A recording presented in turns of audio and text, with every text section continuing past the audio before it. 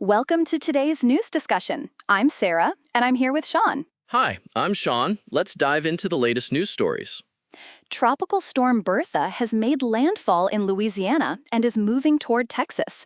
The National Hurricane Center reported that the storm made landfall in St. Bernard Parish, Louisiana. That's concerning. What were the conditions like when it made landfall? The storm was moving slowly along the Gulf Coast and was packing strong winds. The National Hurricane Center warned that the storm's winds extended far from its center. I see. So it was not just a localized impact. Did the storm make a second landfall? Yes, Tropical Storm Bertha made a second landfall near the Texas-Louisiana state line, ending its slow crawl along the coast. Oh, that must have caused significant disruptions. Were there any specific precautions taken by the authorities? The authorities closed beaches on the Gulf Coast from the Florida Panhandle to Mississippi before the storm made landfall. That's a pretty broad precautionary measure. Do we know the current status of the storm? The reporting indicates that after making its second landfall, the storm's intensity began to diminish as it moved inland. Okay, so it's not expected to remain a significant threat for much longer. Have there been any reports of damage or casualties? The articles don't specify any particular damage or casualties, but they do mention that the storm was threatening with its strong winds. Right. And what's the latest on other weather-related news in the region? Actually, there's another story about Hurricane Beryl, which made landfall in Texas with significant winds.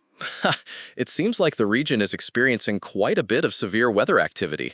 What were the winds like for Hurricane Beryl? According to the reporting, Hurricane Beryl had winds of over 90 miles per hour when it made landfall in Texas. That's a Category 2 storm, right? Yes, that's correct. The article classifies it as a Category 2 hurricane. So it's a bit more intense than Tropical Storm Bertha. Have there been any comparisons made between the two storms? Not directly in the articles, but it's worth noting that both storms impacted the same general region. That's an interesting point. Let's switch gears and talk about the BBC News Now program. It seems like it's a regular news broadcast. Yes, BBC News Now airs on BBC News at various times, including 2:45 p.m. on Thursday, 23rd July. And what's the focus of this particular broadcast? According to the information, it covers all the big stories live as they happen, presented by Lucy Hawkins. That sounds like a comprehensive news coverage. Are there any other details about the broadcast schedule?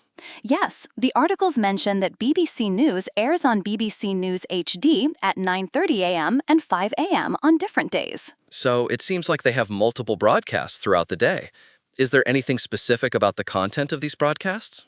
The reporting indicates that they cover the latest national and international stories. That makes sense. It's a news program after all. Are there any other notable features of the BBC News Now program? The articles don't mention any specific features beyond the live coverage of major stories. Okay, got it. Well, it seems like we've covered the main points of both Tropical Storm Bertha and the BBC News Now program. Yes, I think we have a good overview now. Let's wrap up today's discussion. Sounds good. Thanks for the update, Sarah. Thank you, Sean. That's all for today. Goodbye. See you later.